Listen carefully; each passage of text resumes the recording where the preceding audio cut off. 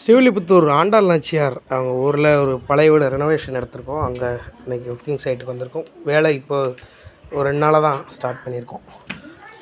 So இப்போ இங்கே என்ன ஃபஸ்ட்டு இனிஷியேட் பண்ணணுன்னா, இந்த கீழே உள்ள தளம் எல்லாத்தையுமே உடச்சி எடுத்துகிட்டு டைல்ஸ் போடணுங்கிற மாதிரி சொல்லியிருந்தாங்க.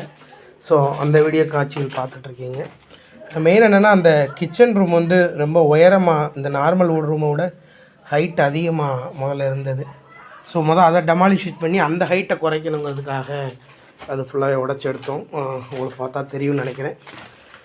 இதுதான் அந்த கிச்சன் ரொம்ப உயரமாக இருந்த இடம். இதுக்கப்புறம் என்ன செய்ய போகிறோன்னா, இந்த மொத்த செட்டப்புமே இடித்து எடுத்துட்டு இப்போ உள்ள மாதிரி மாடர்னாக நம்ம ஒரு கிச்சன் யூனிட் இந்த இடத்துல அமைக்க போகிறோம். இந்த ஒரு ஜன்னலவும் அதுக்கு ஆப்போசிட்டில் ஹாலில் இருக்கிற இந்த ஜன்னலையும் நம்ம எடுக்க போகிறோம். அந்தளவுக்கு ரொம்ப டேமேஜஸ் அதிகமாக இருக்குது, திறக்கக்கூட முடியல. அதுவும் இல்லாமல் என்னென்னா, இந்த பக்கத்தில் சுவரை உடச்சிருக்கத பார்த்துருப்பீங்க. என்னென்னா, இது மொத்தம் ஈரங்கோர்த்து போய் இருந்த மாதிரியான அமைப்புகள் இருந்தது. அதுவும் இல்லாமல் வீட்டுக்காரர் வந்து கொஞ்சம் வாலில் ஒரு 4 அடி 5 அடிக்கு கொஞ்சம் டைல்ஸ் போனால் கொஞ்சம் நல்லாயிருக்கும் சாருங்கிற மாதிரி சொல்லியிருந்தாங்க. அதுக்காண்டி இப்போ ஒரு சாம்பிள் பெட்டு மாதிரி நம்ம அந்த ஒரு ரூமில் மட்டும் உடச்சிருக்கோம். ஸோ இந்த ஃபோட்டோஸ்லாம் நம்ம அன்னி கிளைண்ட்டுக்கு அனுப்பிச்சிட்டு, ஆக்சுவலாக கிளைண்ட் வந்து எங்கன்னா ஃபாரினில் இருக்காங்க, ஓகேவா, மலேசியாவில் இருக்காங்க. அவங்க பார்த்துட்டு அங்கேருந்து ஓகே சொல்லுனதுக்கப்புறம் நம்ம இங்கே அடுத்தடுத்த வேலைகளை ஒன்று ஒன்றா ப்ரொசீட் பண்ணுவோம். இதில் பார்த்திங்கன்னா பக்கத்தில் ஒரு ரூம் இருக்குது. இந்த ரூமை நம்ம எதுவுமே டச் பண்ணல.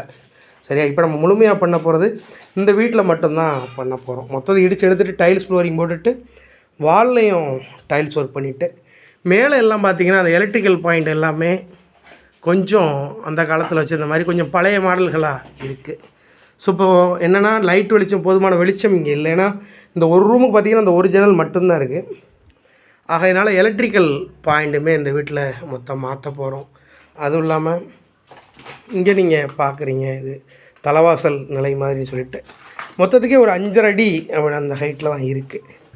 ஸோ இந்த நிலவாசலை எடுத்துட்டு வேறு நில வைக்கலாமா அப்படிங்கிற மாதிரியான கம்யூனிகேஷனும் போய்கிட்டு இருக்குது. இன்னும் கன்ஃபார்ம் எதுவுமே ஆகலை. ஸோ இதுதான் இப்போ இங்கே ஒரு ரன்னிங் ப்ராசஸில் இருக்கிற விஷயம். 3வது விஷயம், இந்த வீட்டில் நம்ம எடுத்து சொன்னது வந்து, இந்த இடத்துல கைப்பிடிச்சவர் வந்து ரொம்ப அளவுக்கு அதிகமாக கொஞ்சம் கொடுத்துருந்தாங்க. அது எந்த மாதிரி இஷ்யூவை உருவாக்குச்சு அப்படின்னா, இப்போ இதிலேருந்து மேலே ஒரு சின்ன ஒரு மெட்டீரியல் கூட கொண்டு போகிறது கஷ்டமாக இருந்துச்சு இங்கேருந்து இருக்கும்போது. அதுவும் நம்ம வந்து படியோட அகலம் அப்படி நீங்கள் பார்க்கும்போது வெறும் ஒரு 2.5 அடி அந்த மாதிரி தான் இருக்குது. நம்ம இந்த மாதிரி படிகள்லாம் ரெக்கமெண்ட் பண்ணுறதில்ல. மோர் தென் ஒரு 3 ஃபீட்டாவது இருந்தால் தான் நம்ம எந்த ஒரு பொருளுமே எடுத்துகிட்டு போகிறதுக்கு யூஸ்ஃபுல்லாக இருக்கும். ஸோ அந்த காலத்து கன்ஸ்ட்ரக்ஷன் அவங்க அந்த மாதிரி பண்ணியிருக்காங்க. ஸோ அதை நம்ம இப்போ என்ன பண்ணியிருக்கோம் அப்படின்னா, இதெல்லாம் இடிச்சிட்டு இந்த இடத்துல இருந்து, அதாவது 1 2 ஒரு 3 படி விட்டுட்டு இந்த சின்ன கேப்புக்கு எஸ்எஸ் மாதிரி வச்சு போட்டு அடைச்சி கொடுத்துடலாங்கிற மாதிரி நம்ம கஸ்டமர்கிட்ட பேசியிருக்கோம். ஏன்னா இந்த மாதிரி கேப் இருந்தால் தான் உள்ளேருந்து வந்து வெளியில் நம்ம ஒரு பொருட்களை எடுத்துகிட்டு போய் ஒர்க் பண்ணுறதுக்கு ஈஸியாக இருக்கும். ஸோ இது வந்து கீழே உள்ள சூழ்நிலை. அதுபோக இந்த கேட்டு பார்க்குறீங்க, ரொம்ப பழமையான கிளேட்டு, ரொம்ப என்ன சொல்கிறது, துருப்பிடிச்சு ரொம்ப இருக்கிற மாதிரியான சூழ்நிலை. ஸோ இந்த கேட் அமைப்பையுமே மாற்ற போகிறோம். அதுக்கப்புறம் இங்கே ஒர்க்கு முடிச்சுட்டு மேலே ஃபஸ்ட் ஃப்ளோரில் ஒரு வேலைகள் இருக்குது. அது என்ன அப்படிங்கிறத நம்ம அப்படியே பார்ப்போம். லைவாக அப்படியே கூட பாருங்கள். ஸோ இதுதான் நம்ம ஃபஸ்ட் ஃப்ளோருக்கு ஏறி போகிற இடம். ரொம்ப இடைஞ்சலான இடமா இருக்குது. இதில் ஒர்க் பண்ணுறது எங்களுக்கு ஒரு பெரிய டாஸ்க்காக இருக்கும்.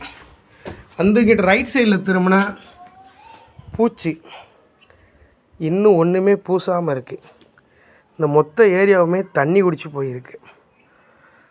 ஸோ என்ன பண்ண போகிறோன்னா, இந்த மேலே உள்ள சிமெண்ட் பஸ்ட்டு மட்டும் எடுத்துகிட்டு ஜஸ்ட் இதை பூசி விடலாங்கிற மாதிரி பேசியிருக்கோம். கிளைண்ட்டு பேசிகிட்டு இருக்கோம். இன்னும் இதை எடுத்துகிட்டு பதிக்கலாமாங்கிற மாதிரியான டிஸ்கஷன் வேறு போய்கிட்டு இருக்கு. அதுபோக இந்த என்டையர் பில்டிங்லேயும் அவுட்டரில் வந்து இப்படி பூசாமல் விட்டுருக்காங்க.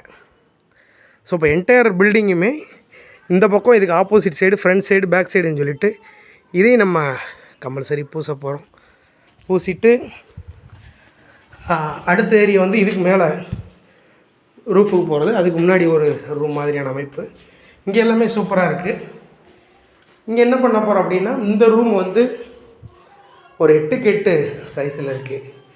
இதை வந்து நம்ம அப்படியே ஒரு பாத்ரூமாக கன்வெர்ட் பண்ண போகிறோம். இங்கே ஒரு இன்ட்ரெஸ்டிங்கான விஷயம் பார்த்தேன். மேலே ஓடு வச்சே ரூஃபிங்.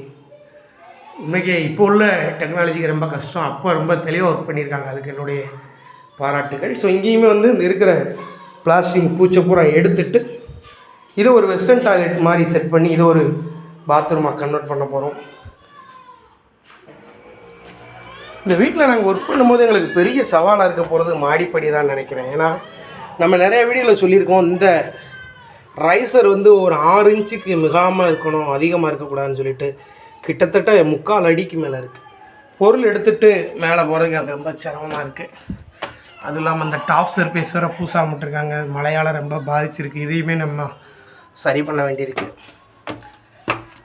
அதுக்கப்புறம் என்ன பண்ண போகிறோம் அப்படின்னா, அந்த மொத்த பில்டிங்க்குமே வாட்டர் ப்ரூஃபிங் பெயிண்ட் அடிச்சுட்டு இந்த 2 பக்கம் பூசாமல் இருக்கிற எல்லா சுவர்களையும் பூசிட்டு இந்த கார்டனையும் க்ளீன் பண்ணி கொடுத்துட்டு அந்த மூலையில் செப்டிக் டேங்க் வச்சு ஒன் பாத்ரூம் போகிற ஐடியாவில் இருக்கும். ஸோ இதுதான் இங்கே உள்ள இந்த வீட்டில் நாங்கள் ரெனோவேஷன் பண்ண போகிற வேலைகள். தமிழகம் முழுவதும் இதே மாதிரி பழைய வீடுகளை புதுப்பிச்சு கொடுத்துட்ருக்கோம், புதிய வீடை கட்டி கொடுத்துட்ருக்கோம். தமிழ்நாட்டில் எங்கே வேலை இருந்தாலும் தாராளமாக எங்களை தொடர்பு கொள்ளலாம். கேகே பில்டர்ஸ் நிறுவனம் உங்களுக்காக பணியாற்ற காத்துக்கிட்டு இருக்கோம். நன்றி.